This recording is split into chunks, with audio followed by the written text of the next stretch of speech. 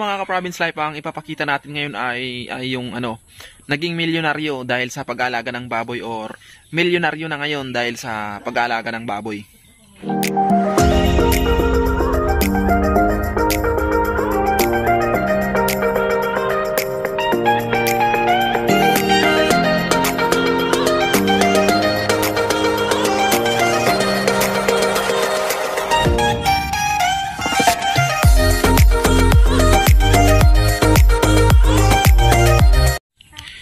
Sa diskarte ng pag-aalaga ng baboy mga province life ay nandun na yung sipag at syaga. Siyempre hindi madali lalo na pag sinabi mong naging milyonaryo or milyonaryo na ngayon dahil sa pag-aalaga ng baboy.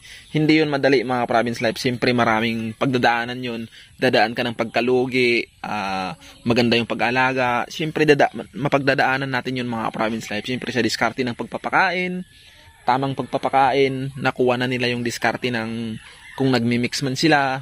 Yung mixing, yun yung isa sa diskarte dun mga province life. Bago nating ipagpatuloy, ipakita yung ni Kanitib. Shout out Kanitib. Siyempre sa pag-alaga ng ganong klase mga province life ay pure feeds, mixing or ano-ano pa man yan. At siyempre hindi mawawala dun yung mga alternatibong pakain tulad ng mga Madre de Agua. Kailangan nyo ng mga baboy natin para mas makatipid tayo, mga azula at iba't iba pang mixing. Kaya sa mga gustong umorder dyan ng Madre de Agua mga province life, marami pa tayong available dito na Madre de Agua. Chat lang po sa Facebook natin, Anwar Gambit. Nagre-reply po tayo doon palagi.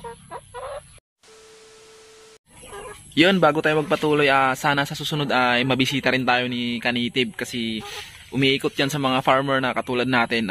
Gagawin din natin yung susunod. Siguro sa susunod si Kanitib yung pupuntahan natin sa area niya. Maraming salamat sa iyo Kanitib, idol.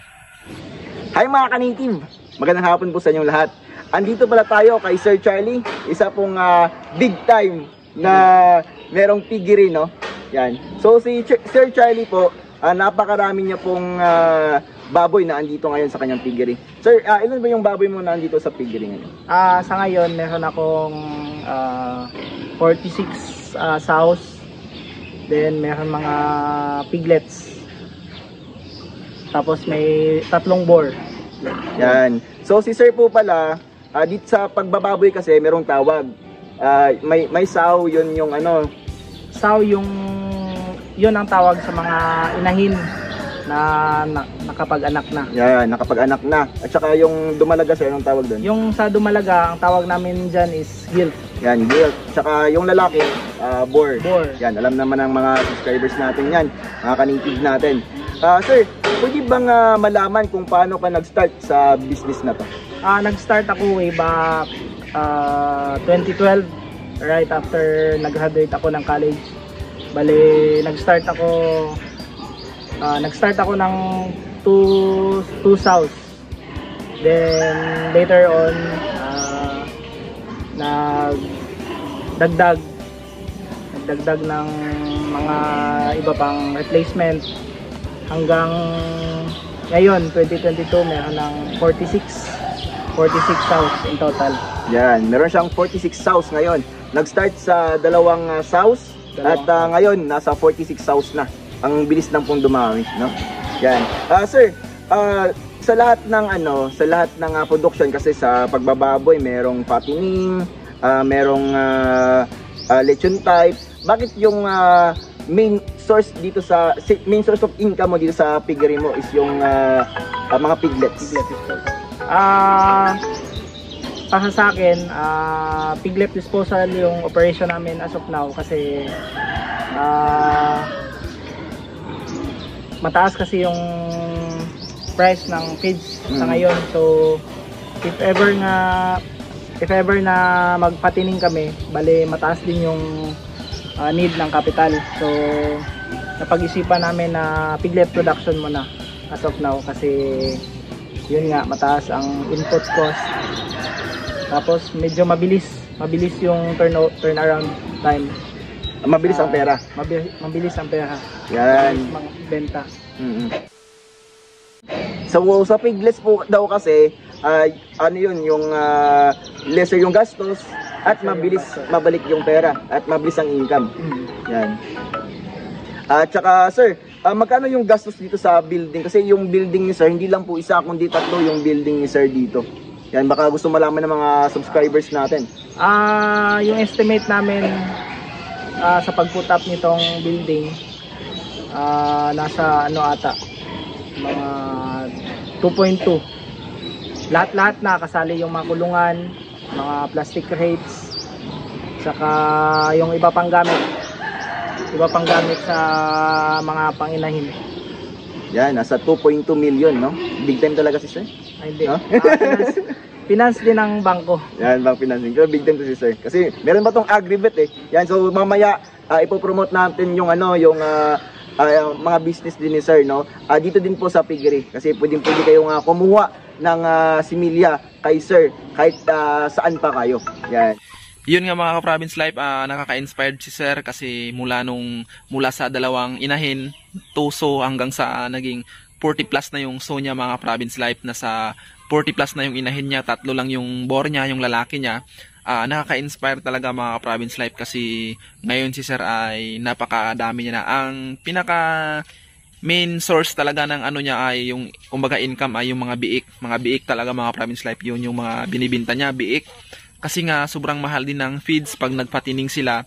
Ganun talaga yung diskarte mga province life. Pwedeng mga biik lang yung binibinta mo, pwede rin yung patining. Depende na po yung sa diskarte din yung mga province life. Yun yung diskarte ni sir, yun yung napaganda at malaki yung kita niya sa pagbibinta ng biik kasi maraming umorder sa kanya, maraming naghahanap. Kaya yun mga province life, ngayon naman ay aalamin natin yung mga kita niya, kung ilang biik yung nadidispose niya sa isang buwan. Yun po yung aalamin natin ngayon mga province life, at yung kabuuang mga gastos pa ni sir at saka mga kita niya mga province life. Yan, kasi at saka nabubuli din sila ng mga malalaki. Sabi ni sir kanina. Yan. At sir, paano malalaman kapag pwede nang ikal yung baboy? Hindi lang po sa manok pala or sa ibang hayop na pwedeng magkal, no? Dito din po sa pagbababoy, pwede din po magkal. Ano yung sign sir bago magkal? Yung signs ng kaling sa sa inahin is unang-una yung nila, yung age nila. Yung age nila nasa ata, mga 3 years, or sa amin yung namin is nasa 7 parity lang. 7 parity. Yan. Ano mo ibig sabihin nila? 7 na panganganak. Yan. So hanggang 7 panganganak lang pwede nang ikal. Yan. Sir, pwede bang ma-share mo sa kanila kung magkano yung presyo or per kilo ng pangkal na baboy? As of now, yung price per kilo ng kal is nasa 100 to 120 per kilo. Depende sa buyer. Yan. Yung kalba na baboy sir, ilang kilo yan? Nasa 200 plus kilos. Yan, 200 kilos. 200. Yan, tapos tago 100 yung So nasa 100, mga 20,000 yung isang kal na baboy. Nasa 20,000. Yan. Grabe yung pera ni sir talaga. Yan. Next question naman tayo. Yan. Sir, ilang heads ba yung average na maibenta mo per month? At magkano yung dito muna tayo sa average na maibenta niya per month, no? Para hindi mabigla si sir. Sir, yung average na mabenta mo na biik. Average heads na mabenta namin per month is nasa mga 70. Yan, 70 heads. 70 heads. Yan, tapos na yun, 3.5 yun. 3.5 bawat isa. Yan, so magkano yan? 3.5. Yan, i-total muna natin, no? Yan, kasi nagdaradag ako ng calculator dito kasi gusto kong i-total yung income ni sir. Yan, so nasa 70 heads, no? 70 heads. Tapos 3.5 yung isa. Yan. Wait lang muna. Yan, 70 heads times 3.5. Yan, ito po yung income ni sir, oh. Yan, oh, 245,000. Sir, sa 245,000, gross pa lang to, no? Kasi meron pa siyang gastos. May mga expenses pa. Sir, ilan yung magagastos mo dito? Lahat-lahat na, pati labor, pati feeds. Nasa mga 100 mahigit din. Yan, mga 105, mga ganyan. 120, mga dyan. Yan, mga 120, no? So, 245 yung gross ni sir. Yan, tapos, babawasan natin ng kanyang ginastos dito, mga 120,000. So yung monthly ni sir income is nasa 125,000. Tama ba sir? Yan. Nasa ganyan. Ayan, ganyan yung ano niya, yung monthly income. Yan. Ang galing po ni sir mag-alaga, no? So sa mga halimbawa sir, sa mga gustong umorder sa iyo, open ba naka-receive na ba yung mga bake mo or may for sale ka pa? Sa ngayon, sold out na yung mga bake namin. Bali, ang next ata na available is for the month of for the month of August. August na yung mga next na available. Yan. So Kasi sa August, nagpa-reserve. may napareserve na. Napa-reserve. Yan, grabe no. Halos ubusan ko talaga itong mga piglets dito ni sir. So sa August, pwede kayong pumunta dito sa sa baboyan ni sir. So ilalagay ko lang yung niya dito, yung kanyang Facebook account at saka contact number. Pwede ba sir yung contact number mo? Yan, pwede no. At saka kung may katanungan kayo, pwede kayong magpa-consult kay sir. Yan. Yung pag-consult sir, may bayad ba or Walang bayad. Yan po. Libre po yung pag-consult kay sir. Yan. Basta kaya lang yung mga itatanong. Pwede. Yan. At si sir po kasi nagbebenta ng artificial insemination. Yan. Sir, yung artificial insemination mo, yun po yung yung similya, no? Similya ng bore. Yan. Napakaganda po ng mga bore ni sir. At saka magkano ba yung sir, yung AI mo? Benta namin sa sa semen is 500 per bottle. So nagmi-minimum kami ng dapat 2 dose. 2 dose per order, bali 1,000. Yan, 1,000 pesos. Sir, pwede bang i-ship yan sa ibang lugar? Pwede. Yan. Luzon, Visayas, Mindanao. Lang, South Cotabato area lang. South Cotabato area lang. May mga ASF restrictions yung mga ibang region. Oo. Kaya mahihirapan tayo magpadala sa ibang lugar. Yan. Tsaka yan dapat hindi siya mainitan sir, no? May maintaining temperature siya. Dapat may naka-styro talaga yan siya. Tapos may ice gel sa loob. Yan. May ice Para ma-chilled siya. Si sir po pala, meron din pong agrivet, no? Ang galing po ni sir kasi may agrivet siya, meron pa siyang piggery. Yan, meron siyang farm. Bali 3 hectares po itong farm ni sir, no? Tama ba sir? Farm ng magulang ko. Yan, pero itong piggery kay sir po talaga. Ang galing po.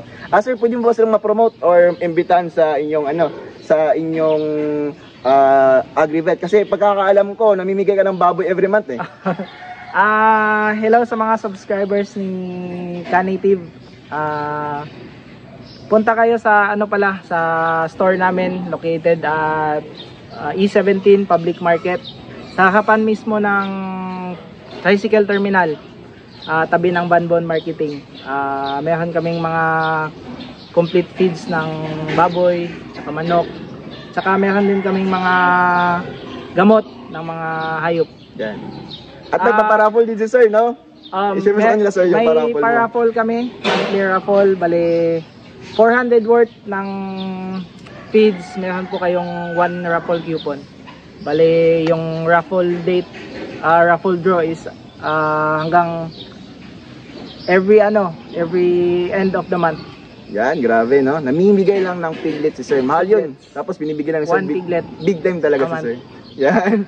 So yun lang po muna ka-native, no? Yan, contact nyo lang si sir. At free magpa-consult sa kanya. At kayo na pong bahala. Kung magdi-deal man kayo ni sir, kung magpa-reserve kayo ng biik, or kapag gusto nyo bumili ng AI. Yan. Yun lang po mga ka-native, no? Kita-kits po sunod kong video. At susunod kapag nakabalik na naman tayo dito kay sir. Bye-bye po!